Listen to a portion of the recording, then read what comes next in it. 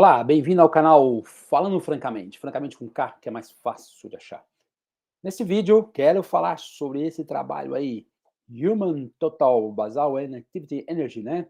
Gasto energético humano total, basal e da atividade física são independentes da temperatura ambiental, tá? Já fica a figurinha aí, uma figurinha engraçada que tinha no começo do trabalho, tipo um resuminho, né? Mas vamos entender um pouquinho qual que é a ideia aí, né? Então, bem, eles começam, evidentemente, falando desse trabalho, como a gente pode ver aqui na introdução, né? Gasto calórico total, basal e da atividade física, tá? Então, na verdade, esse trabalho ele começa a falar na sua introdução sobre a questão da obesidade. Então, ele fala que a obesidade é um desequilíbrio entre ingestão e gasto, né? Como a gente costuma sempre falar. Mas eles dizem aí que os causadores, os motivos, né? Os motivos desse desequilíbrio estão em disputa e não estão muito claros ainda, né? Dependendo do contexto, pode ser uma coisa ou outra. Aí ele começa a falar dos mamíferos, eu acredito que seja esse o termo em português, eutérios, né? E aí eu fui ver o que era eutérios, são aqueles mamíferos placentários que crescem dentro da mãe, os vivíparos. Então, estou supondo aí, então, que ele esteja fazendo, não, então não sei, tá? Tô chutando aqui mesmo. Eu não sei como é que é, porque aqui no trabalho ele vai falar, quando ele está falando de mamíferos eutéricos, né? Ele usa isso para falar que esses mamíferos têm mais de um tipo de tecido adiposo, então um tecido adiposo marrom, branco e bege. Então, estou supondo aí, não sei, ignorância biológica pura, eu não sei, por exemplo, se o ornitorrinco, né, que é um mamífero, não sei se a equidna também tem ovo, né, não sei, que são mamíferos. O ornitorrinco eu sei que é mamífero, tem ovo, né, e mama. Ou os marsupiais, né, os marsupiais lá, nem sei se o ornitorrinco também é marsupial, mas enfim. Eu não sei, por exemplo, se o canguru, o marsupial, que cresce parte do desenvolvimento dele fora da mãe, se tem isso. Mas, enfim, ele destaca esse termo aí. Bem, ele começa a falar que existe, então, diferentes tipos de tecido adiposo. É claro que ele vai falar de tecido adiposo marrom, que tem proteínas, o CP1, proteínas de desacoplamento, que consegue, então, portanto, gastar energia desacoplando ali da fosforilação oxidativa da produção de ATP, quer dizer, queima a caloria sem a produção do ATP. E aí ele diz, né, algumas observações dizendo que cita estudos animais, por exemplo, que o tecido adiposo com o frio ele aumenta a atividade, né? Ele cita humano também, bebê, ser humano adulto.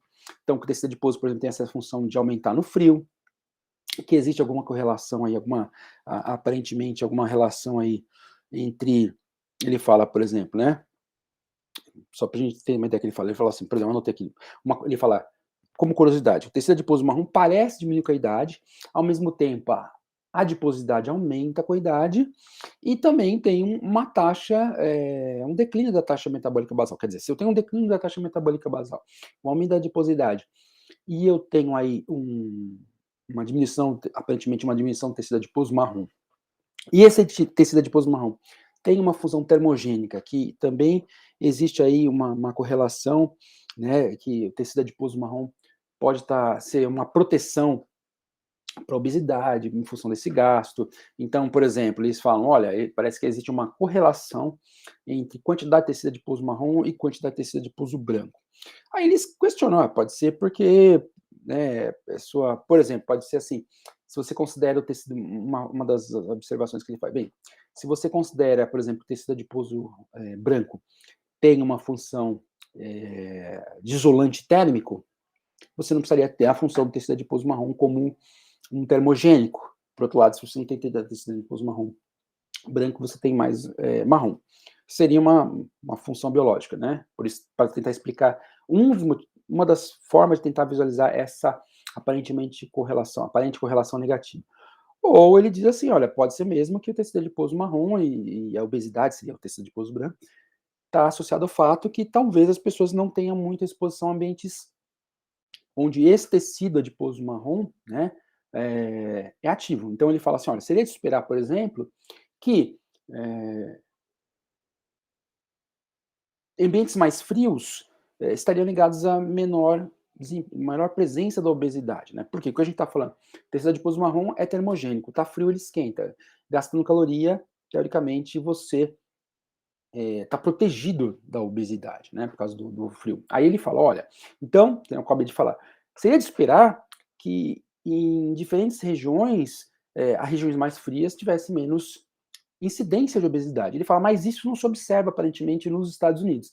E aí a grande questão do estudo, né, observar se, a nossa forma de lidar com as mudanças de temperatura ambiental acabam influenciando os nossos gastos, né, como uma possível explicação do porquê talvez o tecido adiposo marrom não esteja me protegendo da obesidade, por aí vai. Bem, basicamente aí no trabalho, o que eles fizeram, né, foi pegar aí os resultados de seres humanos, né, de 18 a 101 anos, se não me engano, 3.213 indivíduos, é isso mesmo, né, 3.213 indivíduos, e esses indivíduos aí de 18 a 101 anos, eles foram avaliados, né, com água duplamente marcada, em várias partes dos Estados Unidos, a partir de bancos de dados, tudo também, numa faixa de temperatura que é de -10 até 30, aí como está na figurinha, né. Então, aí, então, -10, passando 10, 0 graus Celsius, 10 graus Celsius, 20 graus Celsius, 30 graus Celsius. Até agradecer os autores, né, porque lá eles usam Fahrenheit, né.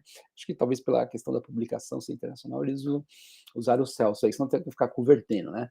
Então, ele está falando aqui na figurinha: "I was expected to burn more energy", quer dizer, esperava queimar mais energia. Aí ele fala assim, que na verdade a figurinha já diz, né, a figurinha funciona como abstract, né, o total energy spent, o gasto calórico total, basal energy spent, o gasto da atividade física e desculpa, gasto da atividade e da atividade física, foram todos iguais independentemente da temperatura. Então o resumo aqui já meio que fala para a gente o resultado da pesquisa, né. Então, com água duplamente marcada, eles avaliaram o gasto total, o basal, o gasto da atividade física, qual é a atividade física muscular, aquela diferenciação entre atividade física e exercício, né, então, qualquer atividade motora e atividade física mesmo propriamente dita, tá.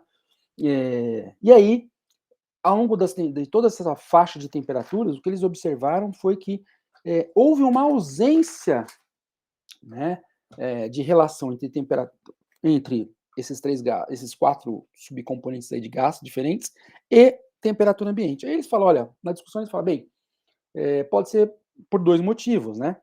Um, por exemplo, é essa questão aqui de quando a gente está num ambiente indoor, independentemente de como esteja lá fora, a 0, -10, eh, -10, 0, 10 graus, 20 graus, 30 graus, as pessoas usam um aquecedor, como está aqui no exemplo, né, estaria mais frio, usa o aquecedor.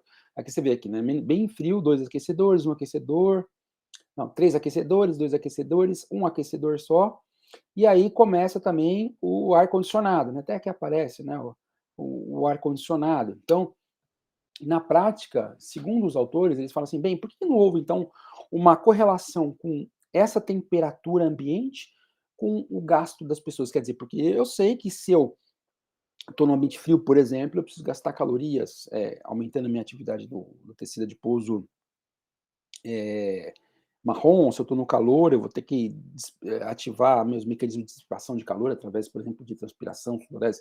Eles falam que, por exemplo, um dos motivos é provavelmente que a gente usa dentro do ambiente indoor, o controle da temperatura, e que ele fala assim, bem, ele dá o exemplo, claro, dos Estados Unidos moderno. Ele fala assim, bem, mesmo nos Estados Unidos, as pessoas não ficam 100% do tempo dentro de casa, então elas saem. Mas quando elas saem, e aí vem o outro lado da figurinha, né? Quando elas saem, elas tamponam, né? Ele usa muito esse termo, buffering, né? Elas tamponam, elas neutralizam o efeito do ambiente, mexendo rapidamente com a vestimenta. Então, é, basicamente a ideia do trabalho é essa. Bem, eu sei que parece não, eu tenho um mecanismo fisiológico, eu tenho vários mecanismos fisiológicos para lidar com mudanças de temperatura. No caso aí, ele destaca, né, fazendo um resumo, no caso aí ele destaca a questão do tecido adiposo marrom, porque o tecido adiposo marrom ele tem uma atividade termogênica, tem todas aquelas correlações lá de, teoricamente, ter uma ideia de que ele pode nos proteger, até tem vídeos aqui no canal sobre isso, né, que ele pode nos proteger da obesidade. Então, aí eles lançam a ideia, os autores. Olha, bem, seria esperar então, em função disso, que num ambiente de temperatura mais baixa, existiria menos obesidade. Mas essa observação não se comprova real, por exemplo, nos Estados Unidos. Então, aí eles fazem essa ideia de coletar esses dados através da metodologia de água metabólica, água duplamente marcada, em diferentes pontos dos Estados Unidos, numa faixa de temperatura que foi de menos 10 até 30 graus.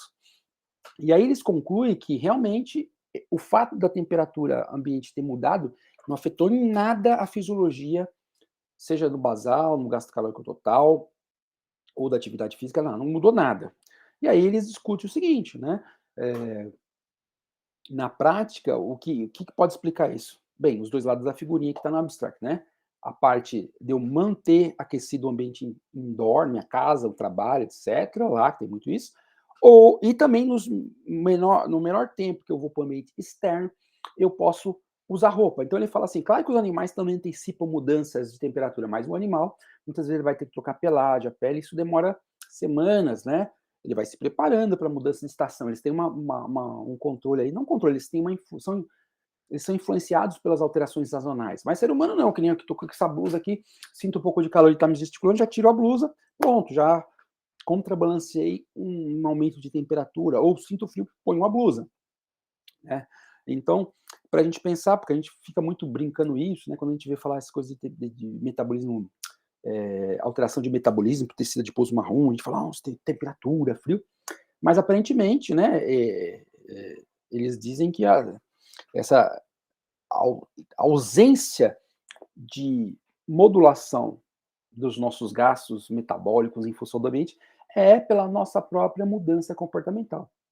Então, aqui brincando, fazendo uma extrapolação, né, talvez a nossa obesidade, o nosso gasto calórico, uma proteção que a gente teria via um mecanismo de aumentar o gasto no frio, deixa de existir, por exemplo, porque a gente se protege do frio, tá? Então, aí nosso amigo da foto aí, né, que eu estava vendo que era o homem lá de gelo e tal, esse cara aí já tá usando essa proteção, ele está se expondo, deixando a natureza agir para queimar suas calorias e talvez para ele valha a ideia de que o tecido adiposo marrom pode proteger da obesidade. Legal? Bem, é isso, uma coisa interessante, não é? Mostrando como aí nossos comportamentos influenciam a nossa fisiologia, no caso aí o controle do gasto estimulado pelo ambiente, deixa de existir. E é isso, espero que tenham gostado do vídeo, comente, curte, compartilhe, se inscreva no canal se não está inscrito, chame seus amiguinhos e até o próximo vídeo. Tchau, tchau.